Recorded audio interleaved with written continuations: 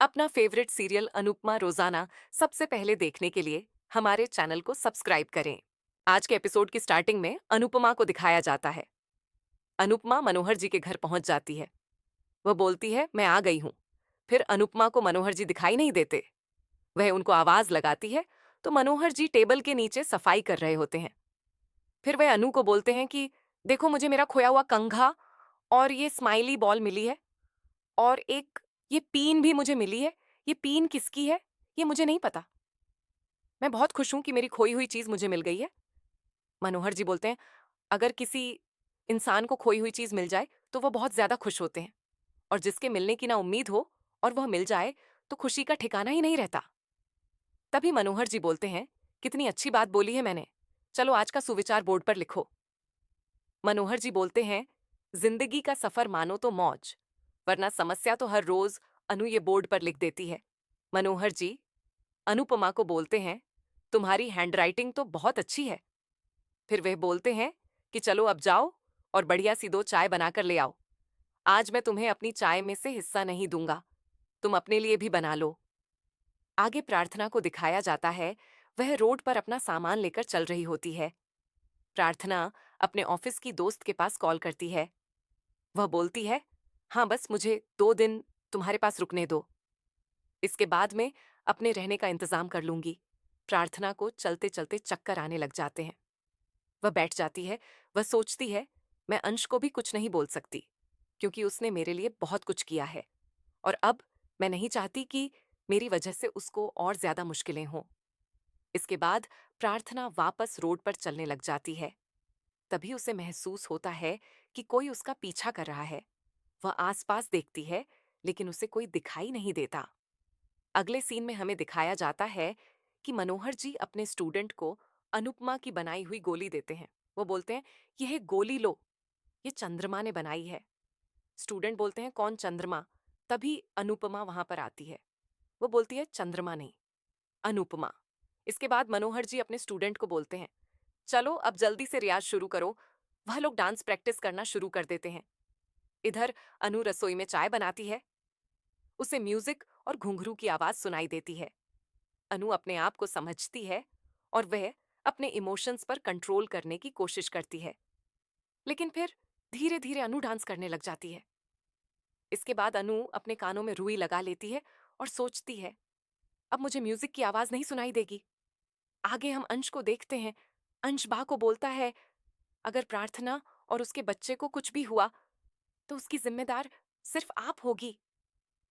बा बोलती है, तुझे बस उस लड़की की पड़ी है, तुझे अपने परिवार वालों की चिंता नहीं है। अंश गुस्से में बोलते हैं, आप मुझे इमोशनल ब्लैकमेल करना बंद करो। अंश बोलता है, हमारे कोई इमोशंस नहीं है क्या? और क्या हमारी कोई बात की वैल्यू नहीं है? फिर यह घर हमारा नहीं है? जब मैंने कहा था कि प्रार्थना इसी घर में रहेगी तो आपने उसको घर से बाहर क्यों निकाल दिया? अंश बोलता है, मैं कुछ गलत थोड़ी कर रहा था। मैं उस प्रेग्नेंट बेसहारा लड़की की मदद ही तो कर रहा था। इस घर की जिम्मेदारी संभालने के चक्कर में मैंने मेरा गेमिंग का पैशन छोड़ दिया। मेरा बिल्कुल मन नहीं करता ये जॉब करने को, लेकिन जिम्मेदारियां के चलते मुझे ये सब कुछ करना पड़ रहा है। घर के सारे लोग भी इमोशनल हो जाते हैं। अंश रोने लग जाता है और बा को बोलता है, बा मैं अच्छा बेटा हूं ना? लेकिन बा कुछ नहीं बोलती। अंश बोलता है, मैं प्रार्थना का दोस्त होने के नाते और इंसानियत के नाते मैं बस उसकी मदद करना चाह रहा था। अंश बोलता है, अगर मेरी जगह अनुमा होती तो वह भी यही करती। मैं बस लड़का हूं, इसलिए मेरे कैरेक्टर पर उंगलियां उठाई जा रही हैं। मेरे और प्रार्थना की दोस्ती को बदनाम किया जा रहा है क्योंकि मैं लड़का हूं। वह गुस्से में बोलती है, तू 4 पैसे क्या कमाने लग गया? तू तो मेरे सामने चिल्लाने लग गया, और मेरा बेटा वनराज, जो इतने सालों से इस परिवार की जिम्मेदारियां उठा रहा था, उसने आज तक मुझसे कभी ऊंची आवाज में बात नहीं की। अंश बोलता है, बा मैं पैसे कमा रहा हूं, इसीलिए नहीं चिल्ला रहा। मुझे बुरा लग रहा है और रोना आ रहा है, इसीलिए मैं आपको बोल रहा हूं। अंश बोलता है, और दादू, वह तो अपनी सारी जिम्मेदारियां छोड़कर और दुनिया के पैसे लेकर भाग गए। मुझे उनके साथ कंपेयर मत कीजिए। आशबा को बोलता है, आप मुझे यह बता दीजिए कि इस घर में मेरी कोई जगह है या नहीं। अगर इस घर में मेरी कोई वैल्यू नहीं है तो मैं भी यह घर छोड़कर चला जाता हूं। यह बात सुनकर घर के सारे लोग परेशान हो जाते हैं। अंश बोलता है, बा वह गौतम बहुत सन की आदमी है, वह पता नहीं कब क्या कर दे। अगर प्रार्थना और उसके बच्चे को कुछ हो गया तो क्या आप अपने आप को माफ कर पाएगी? इधर बापूजी भी बहुत ज्यादा इमोशनल हो जाते हैं, वह रोने लग जाते हैं। अंश बोलता है, प्रार्थना जहां भी हो, बस वह सेफ हो। आगे हमें प्रार्थना को दिखाते हैं।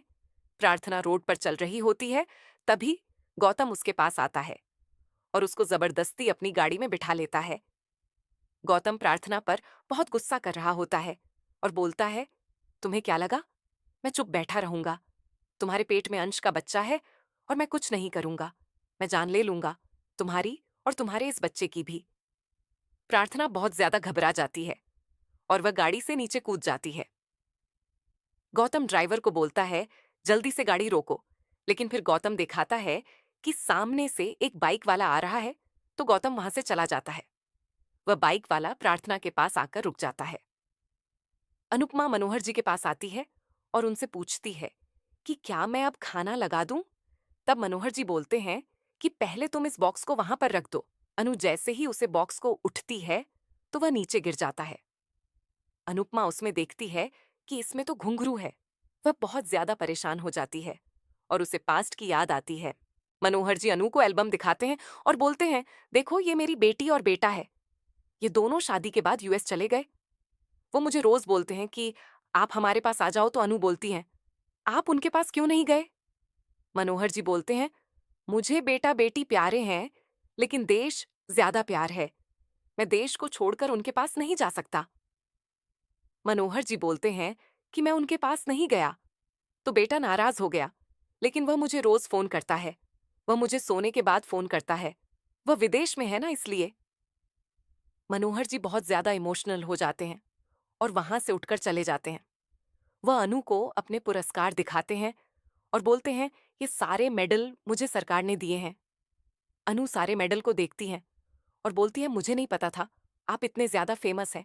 मैं सबको बताऊंगी कि मैं मनोहर जी के यहाँ काम करती हूँ। वह हंसने लग जाते हैं और बोलते हैं, सब लोग पूछेंगे कौन मनोहर जी? मनोहर जी बोलते हैं, आज के जमाने में कला का इतना ज्यादा ज्ञान नहीं है और ना ही कलाकार का इतना मान है। कोई एक जमाने में हम बहुत कुछ थे, लेकिन आज कुछ भी नहीं है। मनोहर जी बोलते हैं, जो आया है उसे जाना है और जो ऊपर उठेगा उसे नीचे भी आना पड़ेगा, इसीलिए मुझे कोई शिकायत नहीं है। वह बोलते हैं, मुद्दे की बात बस इतनी सी है कि जिंदगी किसी का इंतजार नहीं करती, इसीलिए बस कदम से कदम मिलाकर आगे बढ़ते रहो। फिर वह बोलते हैं, मैंने सही कहा ना अनुपमा? अनुपमा बहुत खुश हो जाती है। मनोहर जी पूछते हैं, क्या हुआ? तब अनु बोलती है, आपने पहली बार मेरा नाम बराबर बोला है। मनोहर जी हंसते हुए बोलते हैं, कभी कभी मेरे से गलती हो जाती है। आगे अंश को देखते हैं। अंश प्रार्थना के ऑफिस में कॉल करके प्रार्थना के बारे में पता करता है, लेकिन उसे वहां से कोई इन्फॉर्मेशन नहीं मिलती। वह बोलता है, प्रार्थना तुम कहाँ चली गई हो? तभी वहां पर बा आती है और वो बोलती है, अंश मैं तुमसे बहुत प्यार करती हूँ और तुम मेरा यकीन करो, मैंने जो फैसला लिया है वह सही ही है। अंश बोलता है, बा ये जरूरी नहीं कि हमेशा बड़ों के फैसले सही हों। बा बोलती है, लेकिन मैं सही हूं। अंश बोलता है, मैं भी गलत नहीं हूं, क्योंकि एक इंसान का दूसरे इंसान के लिए इंसानियत दिखाना गलत नहीं है। बा को गुस्सा आता है और बा वहां से चली जाती है। अगले सीन में दिखाया जाता है, अनुपमा मनोहर जी को बोलती है, आज का काम खत्म हो गया है, अब मैं घर चलती हूँ। मनोहर जी अनु को बोलते हैं, तुम कल काम पर मत आना। अनुभव ज्यादा घबरा जाती है। वह सोचती है, क्या यह जॉब भी मेरे हाथ से चली जाएगी? अनु मनोहर जी के सामने हाथ जोड़ती है और वह बोलती है, प्लीज मुझे जॉब से मत निकाल। अगर मुझसे कोई गलती हो गई हो तो आप मुझे बता दीजिए, मैं उसको सुधारने का प्रयास करूंगी। मनोहर जी बोलते हैं, मैं तुम्हें जॉब से नहीं निकाल रहा, मैंने बस ये बोला है कि तुम कल काम पर मत आना। मैं कल अहमदाबाद जा रहा हूं, इसीलिए तुम यहां आकर क्या करोगी? मनोहर जी अनु को बताते हैं कि मैं अहमदाबाद की एक डांस अकादमी में महीने में 1-2 बार जाता हूँ और बच्चों को वहां पर डांस सिखाता हूँ। अनु वहां से निकलने ही वाली होती है, तभी मनोहर जी के पास है पराग का कॉल आता है। मनोहर जी बोलते हैं, हाँ पराग बेटा, मैं कल अहमदाबाद आ रहा हूँ, तभी मैं तुमसे मुलाकात कर लूंगा और डांस एकेडमी की बात भी हम वहां पर फाइनल कर लेंगे। अनु सोचती है, ये पराग कोठारी डांस एकेडमी की क्या बात कर रहे हैं? इनका डांस से क्या लेना देना? फिर वह सोचते हैं, कहीं ये डांस एकेडमी राही के लिए ही तो नहीं ओपन हो रही? राही मुंबई भी तो आई थी। लेकिन बाद में अनु सोचती है, हो सकता है ये कोई और पराग हो। अगले सीन में राही को डांस करते हुए दिखाया जाता है। राही अपने डांस की प्रैक्टिस करती है। तभी वहां पर प्रेम आ जाता है। राही प्रेम को गले लगा लेती है। प्रेम बोलता है, मैंने काफी दिनों बाद तुम्हें इतना खुश देखा है। मैं चाहता हूं तुम अपने डांस पर फोकस करो और बस खुश रहो। राही बोलती है, कल मुझे मनोहर जी से मिलना है और मैंने काफी दिनों से डांस की प्रैक्टिस भी नहीं की है। अगर मम्मी यहाँ होती तो फिर राही चुप हो जाती है। प्रेम राही के पास जाता है और बोलता है, राही मनोहर जी तुम्हें सब कुछ सिखा देंगे, तुम टेंशन मत लो। प्रेम राही को बताता है कि मैं किसी काम से मुंबई जा रहा हूँ। ये बात सुनकर राही बहुत ज्यादा घबरा जाती है। वह बोलती है, प्रेम प्लीज तुम मुंबई मत जाओ। प्रेम बोलता है, राही मुंबई में ऐसा क्या है? जब हम मुंबई गए थे तब भी तुम वहां से तुरंत आने की जिद कर रही थी और अब मुझे मुंबई जाने से रोक रही हूं, कुछ बात है क्या? तो राही बोलती है, नहीं लेकिन मैं नहीं चाहती कि तुम मुंबई जाओ। प्रेम बोलता है, मुझे और चाचा को मुंबई जाना ही होगा, हमारी वहां कुछ इंपॉर्टेंट मीटिंग है। फिर राही बोलती है, अच्छा ठीक है, लेकिन तुम अपना काम खत्म करते ही सीधे घर आ जाना। तुम वहां पर कहीं भी घूमने मत जाना। क्योंकि राही सोचती है जैसे मम्मी मुझसे टकरा गई थी वैसे कहीं प्रेम से ना टकरा जाए। अपकमिंग एपिसोड में हमें दिखाया जाएगा कि प्रेम और अनु का बहुत जल्दी आमना सामना होगा। अनु जहां पर खाना बनाने के लिए जाती है वहीं पर प्रेम गेस्ट के रूप में आता है। अनु देखती है कि प्रेम और अनिल यहाँ पर खाना खाने आए हैं। अनु प्रेम को देखकर बहुत खुश होती है। वह छुप छुप कर प्रेम को देखती है। इधर प्रेम को लगता है कि कोई उसे देख रहा है। अनु खाने में प्रेम के फेवरेट बेसन के लड्डू बनती है। जैसे ही खाना प्रेम को परोसा जाता है, प्रेम उस लड्डू को खाता है तो उसे पता चल जाता है यह तो अनुपमा के हाथ का लड्डू है। और उसे पता चल जाता है कि अनुपमा वहीं पर मौजूद है। इधर अनु सोचती है, अगर प्रेम मेरे हाथ के लड्डू खाएगा तो उसे तो पता चल जाएगा कि मैं यहीं पर हूं। तो अनु वहां से छुप जाती है। उसे राही की बात याद आ जाती है कि राही ने बोला था, आप मुझसे और मेरे परिवार से दूर रहो। दोस्तों, चैनल को सब्सक्राइब जरूर कर लें ताकि आपको रोजाना ऐसी ही इंटरेस्टिंग एपिसोड देखने को मिले।